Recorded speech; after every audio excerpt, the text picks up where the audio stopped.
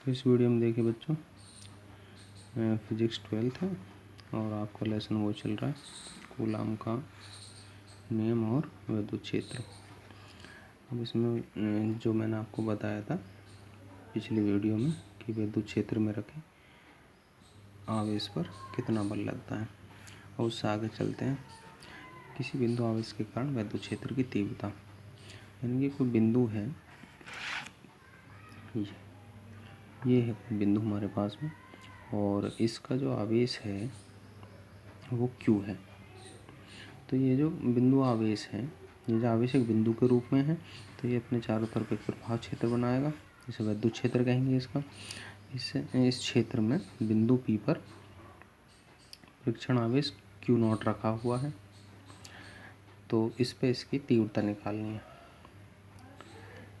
इस बिंदु पर इसकी तीव्रता निकालनी कितनी है। तो बिंदु आवेश है हमारे पास में, यहाँ से यहाँ तक की जो दूरी है वो स्मॉल r है। तो देखो आप इसमें ये चीज़ मैंने सब जो चीज़ मानी है, माना +Q को कूलाम आवेश ऐसे माध्यम में रखा जिसका परावर्तनांक K है। ये जो आपका आवेश है +Q, ये ऐसे माध्यम में रखा हुआ है जिसका परावर्तनांक K है, और +Q आवेश अपने चारों ओर विद्युत क्षेत्र उत्पन्न करता है, ये बना लिया।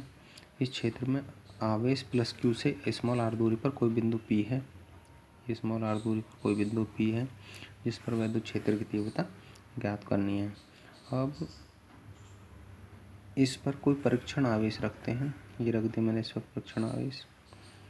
तो इस परीक्षण आवेश पर एक विद्युत क्षेत्र के कारण क्या लगेगा इस पर बल, तो उस बल किससे निकालेंगे हम, कूलाम के नियम से।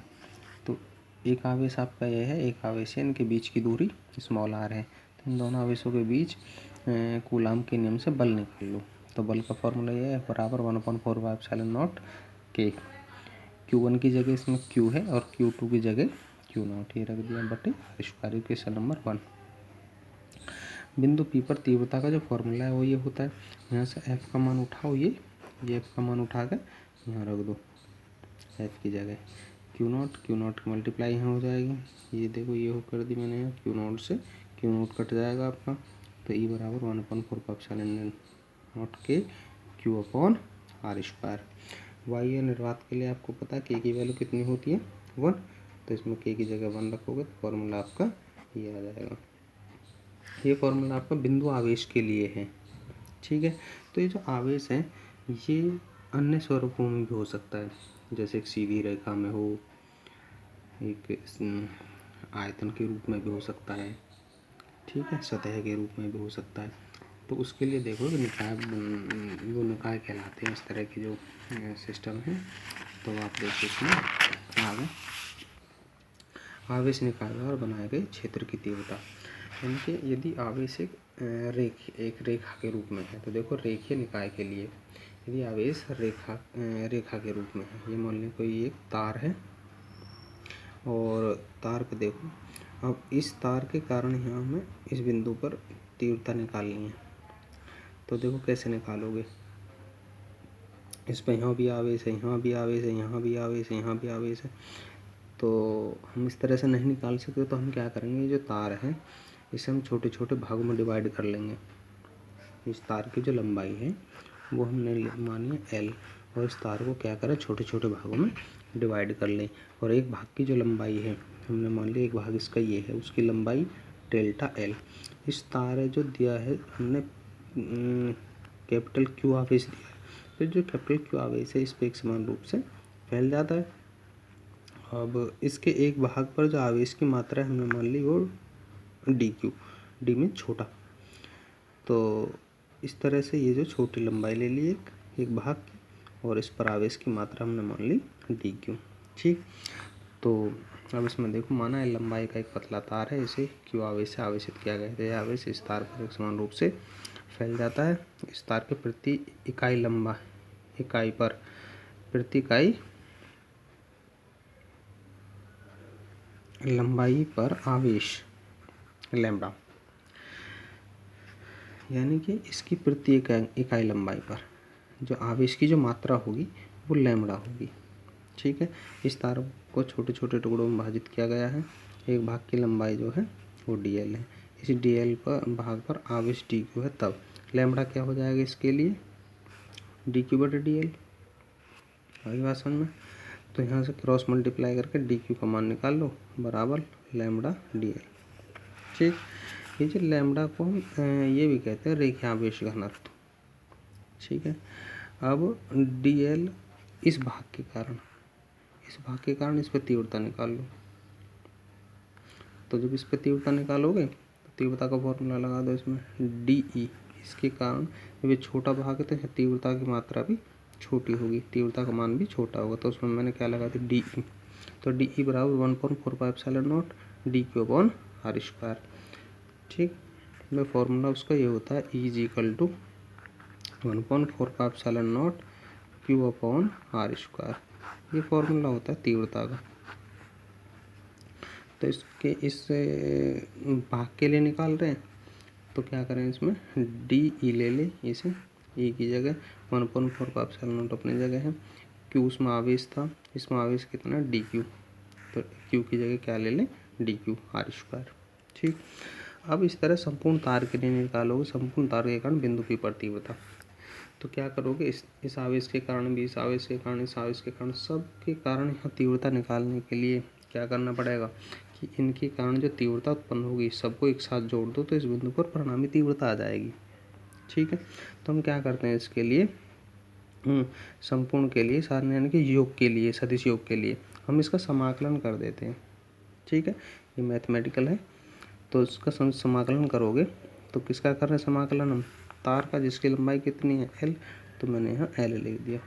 ठीक है, DE यानी कि दोनों तरफ का समाकलन कर दिया इस समीकरण में कुल निकालने के लिए। तो इसका समाकलन करोगे आ जाएगा 1/4 ये कांस्टेंट राशि है, इस चिन्ह से बाहर ले ली, D Q upon R square. ठीक, अब इस डी क्यू की जो वैल्यू है देखो यहाँ से डी क्यू की जगह क्या लिख सकते हो लैम्बडा डी एल, ये लिख दिया मैंने, ये इसका फॉर्मूला होगा। तो यदि कोई आवेश रेखा के रूप में है तो उसके लिए तीव्रता का जो मान है वो ये होगा। दूसरा देखो नंबर 2 आपका सतह के लिए, यदि कोई आवेश सतह पे फैला हुआ है तो माना किसी पृष्ठ सतह पर आवेश Q एक समान रूप से फैला है। ये मैंने कोई पृष्ठ ले लिया, इस पर प्लस Q आवेश दिया, जो प्लस Q आवेश है इस पर एक समान रूप से फैल गया। अब इस सारे पृष्ठ को क्या करते हैं, छोटे छोटे भागों में डिवाइड करते हैं। इसका जो क्षेत्रफल है सारे पृष्ठ का वो S है। इसका एक भाग मैंने ये ले लिया, इस भाग का जो क्षेत्रफल है वो ds है, इसका पर जो आवेश है वो dq। ठीक है, इस पर जो आवेश का पृष्ठ घनत्व है वो ये है सिग्मा। तो सिग्मा क्या हो जाएगा dq बटे ds, सिग्मा हो जाएगा dq बटे ds। मैंने देखो ये ले लिया। ठीक, यहाँ से dq की वैल्यू निकालोगे सिग्मा ds। यहाँ से स्मॉल r दूरी पर कोई बिंदु P है, इस पर तीव्रता निकालनी है। तो जब इस पर तीव्रता निकालोगे तुम तो इसके इस अल्पांश के कारण इस पर तीव्रता कितनी होगी DE। तो निकालो तीव्रता इसके कारण है, तीव्रता इस पर आवेश कितना हमारे पास में DQ, और इस पर निकालो तो DE की वैल्यू हो जाएगी 1/4 DQ अपॉन आर स्क्वायर। अब संपूर्ण पृष्ठ के लिए कारण इस बिंदु पर तीव्रता निकालोगे, वही तरीका बिल्कुल सारे अल्पांश जितने भी भाग हैं इसके जो हमने भाग किए हैं सबके कारण इस पर तीव्रता निकालो और जोड़ दो। तो उसके लिए क्या करते हैं, इसका समाकलन कर दिया। संपूर्ण क्षेत्रफल के लिए कर रहे हैं S, तो समाकलन मैंने S लगा दिया बराबर 1/4 DQ अपॉन आर स्क्वायर। इसका समाकलन E हो जाएगा, ये कांस्टेंट राशि बाहर ले लें DQ अपॉन आर स्क्वायर। अब DQ के मान देखो यहाँ से उठा गया, DQ बराबर क्या होता है हमारे पास में ये सिग्मा ds, यहाँ रख दो सिग्मा ds इसकी जगह। तो ये आपका सतह के लिए यानी कि किसी पृष्ठ क्षेत्रफल के लिए तीव्रता का फॉर्मूला। तीसरा प्रकार से हो सकता है आयतन के लिए, जैसे कोई गोला है या कोई घन है तो उसमें क्या है कि आवेश अंदर बाहर पूरे आयतन में फैला हुआ है। तो इसमें मैंने लिखा माना किसी गोले पर या घन के संपूर्ण आयतन में आवेश प्लस क्यू एक समान रूप से फैला है। इसका आयतन v है। इसका सारे का आयतन क्या मान लिया v। इस गोले को क्या करेंगे फिर छोटे छोटे भागों में डिवाइड करेंगे। तो अब इसमें जो है एक भाग मैंने ये ले लिया, इसका आयतन ले लिया dv और इस पर आवेश की मात्रा dq। इस भाग से स्मॉल r दूरी पर यहाँ बिंदु P है, इस पर तीव्रता निकालनी है पहले। फिर क्या करेंगे, सारे जितने भी भाग बनाएंगे उन सबके कारण तीव्रता निकालोगे और सब प्लस कर दोगे, तो प्लस के लिए इसका समाकलन करेंगे। तो इस भाग के कारण इस पर तीव्रता ये dE। तो सबसे पहले मुझे ये बताओ इसका जो आयतन का जो आवेश है इस पार्ट में कितना आवेश होगा, dQ बटे dV। उसे क्या कहेंगे हम, रो। इसका नाम दे दिया रो। जो इस भाग में आवेश की मात्रा है उसे नाम दे दिया रो, और उसकी वैल्यू किसके बराबर होगी, dQ बटे dV के बराबर। यहाँ से वही क्रॉस मल्टीप्लाई करोगे, dQ निकाल लोगे। यहाँ आयतन का आवेश घनत्व भी कहते हैं इस रो को।